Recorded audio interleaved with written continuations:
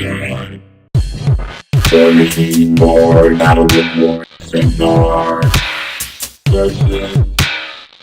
Everybody. Hi there, Steve here. Got another bat rep for you. This time I'm playing Nemo 3 and I'm up against Retribution and Adeptus Rahn. So it's my Nemo 3 list that I've been playing a lot recently. So it's Nemo 3 with Finch, Squire, and in the battle group he's got Dynamo, of course, and Centurion, and also the Hurricane. Then solos wise, he's got Jakes with a Stormcloud attached.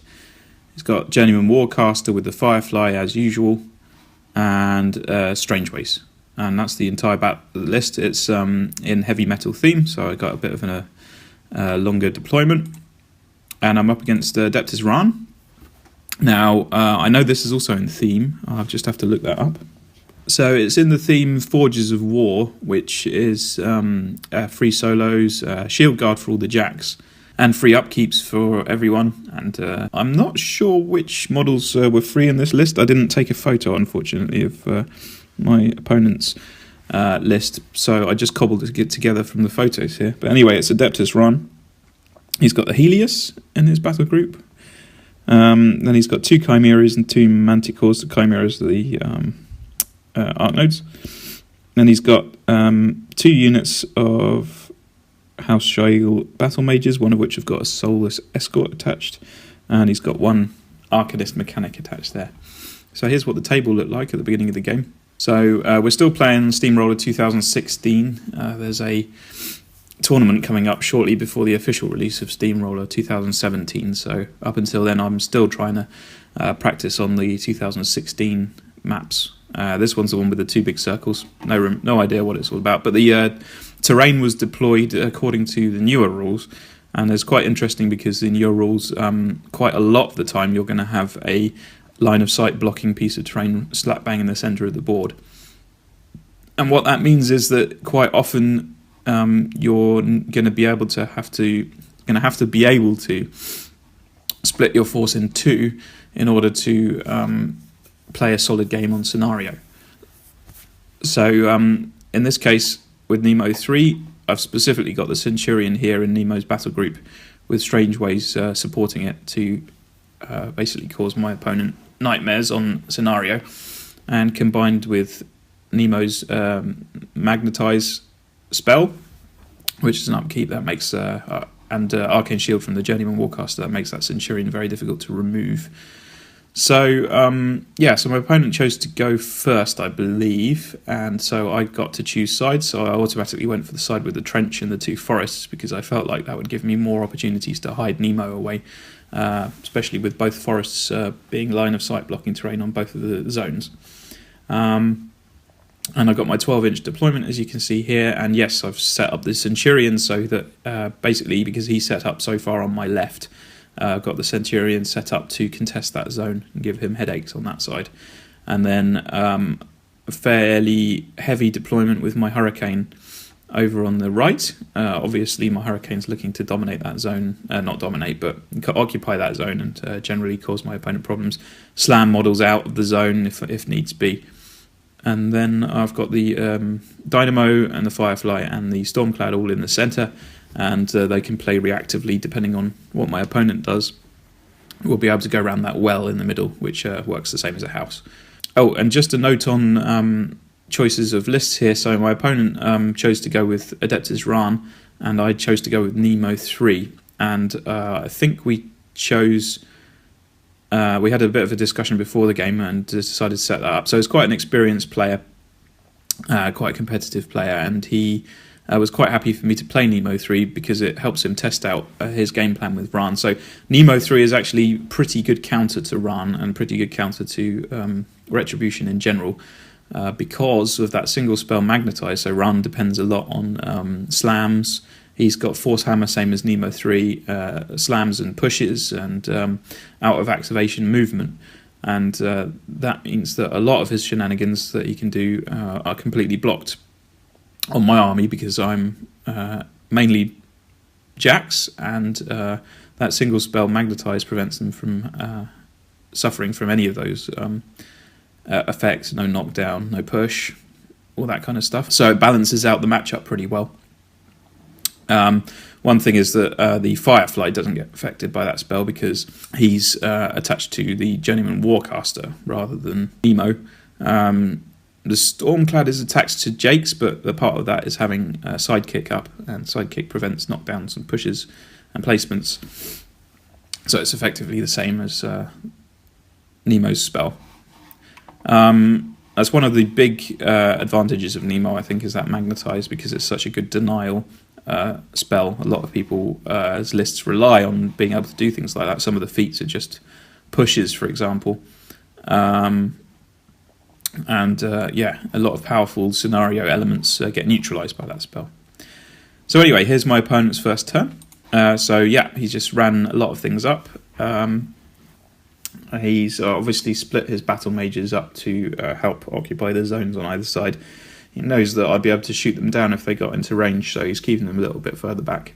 He's managed to get also split up his army fairly effectively, quite symmetrically. So he's got the wall there for Rahn specifically to make him a little bit harder to assassinate, because he is a little bit sensitive to assassinations.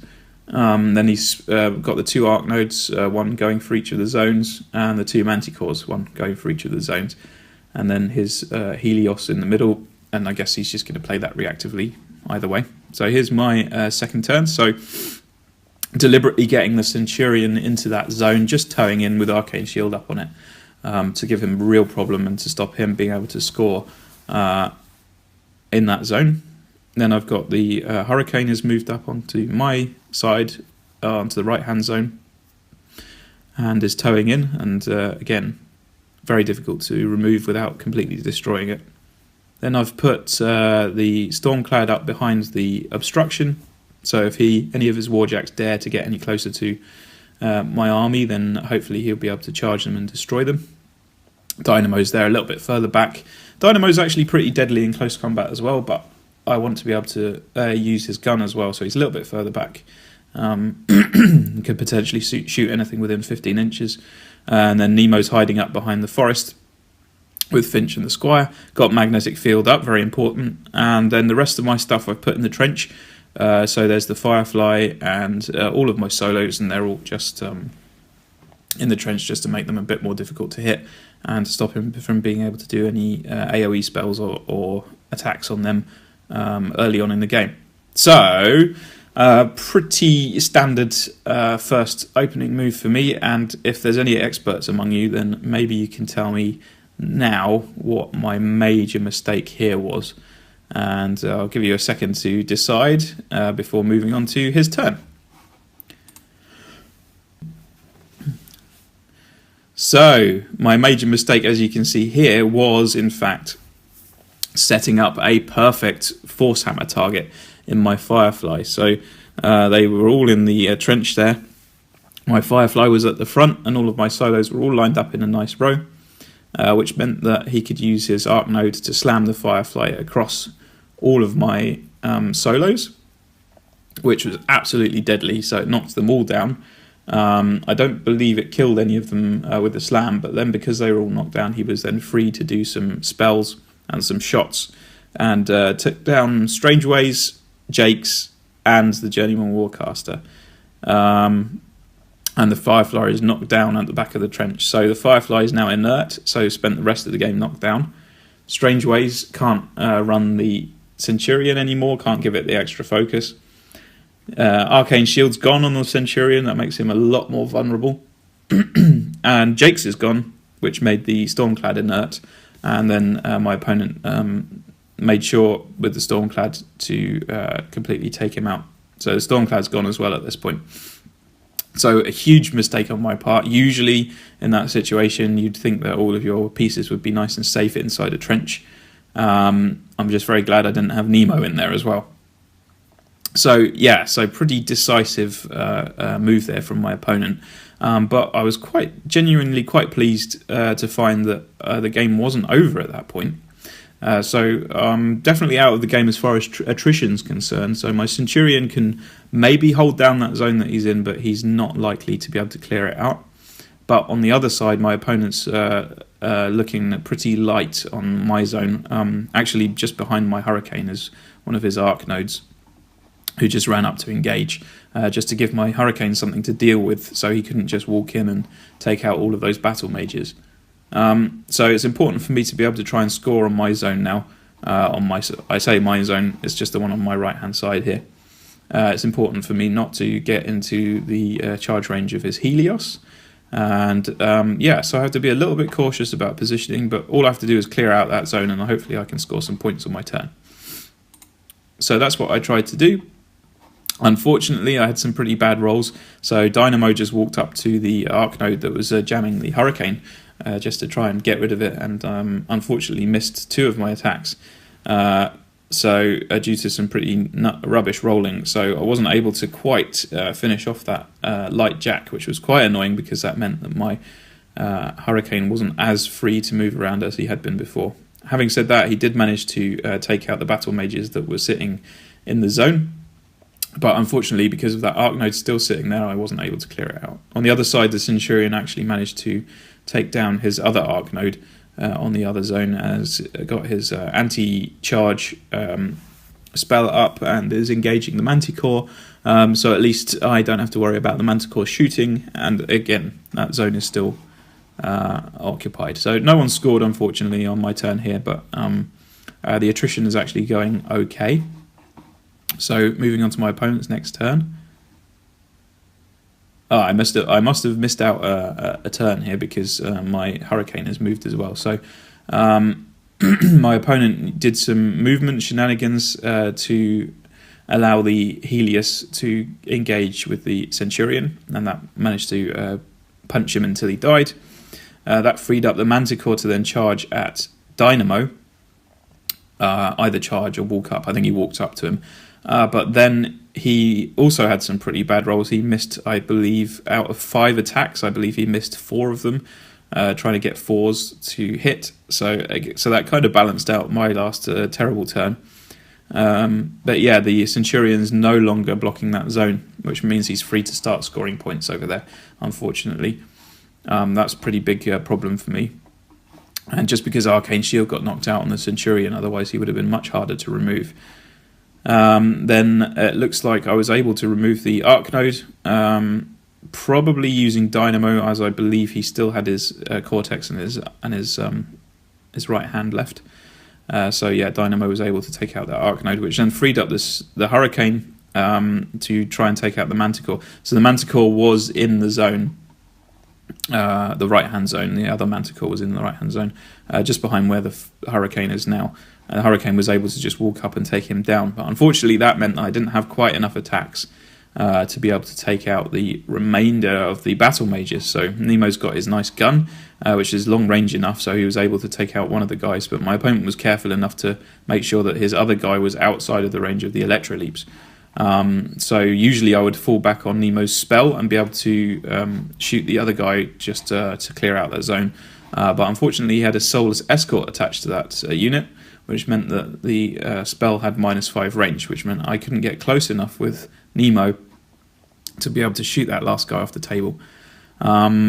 Maybe at this point I probably should have realised that it was probably worth risking getting Nemo into the zone, try and get up on points, and then just risk him getting shot down by those guys. But I don't believe I could even walk Nemo into the zone and still shoot that guy with a spell. Still would have been out of range. So unfortunately, that didn't work out. So still not scoring on my zone. Meanwhile, my opponent is now free to score on his zone.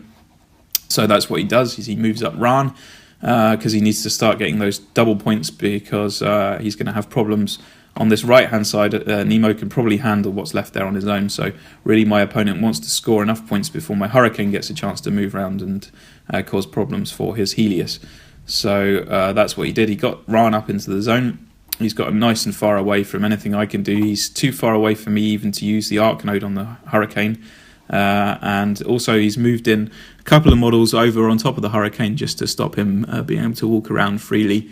It's not too much of a problem, those two models, but it does stop the Hurricane being able to attack the Helios, which might have been important. Or even the Manticore. He could have walked up and probably done something with the Manticore. So at this point, there's not really much I can do. My opponent's already on 3 points, I believe. and we worked out there's not really any way that I can even get a model in to contest in his zone. So at that point, there's not anything I can do, and he won on scenario. So it was quite an interesting game. It turned out to be quite tactical. I think Rahn is kind of the equivalent of Haley 2 for Retribution, so he has so much flexibility, so many options that he can get himself out of a lot of situations. And he's got a lot of knockdowns and pushes and moves and things like that. Force Hammer, obviously very useful, and having 2 arc nodes in his list, both on fast moving lights, is also pretty good. So all in all, a pretty good list, and it was quite a tactical game in the end. And if I hadn't made that mistake, piling up all my guys ready to be slammed by Force Hammer, then it might have been quite a different game. So I would have had a Stormclad on Jake's. That would have been a pretty nice peace trade piece. I still would have had Arcane Shield up on the Centurion, which would have made him much harder to remove, combined with the Centurion there. So yeah, I think the bad rolling kind of balanced out, but that slam really just created opportunities for my opponent to win on scenario. But yeah, if you're playing against Retribution and they've got Rahn in their list pair, then go for Nemo 3, because he's a nice counter to Rahn. He's got a lot of options, and he neutralizes a lot of Rahn's shtick. So yeah, I'll leave it there. Cheers guys, I'll see you on the next one.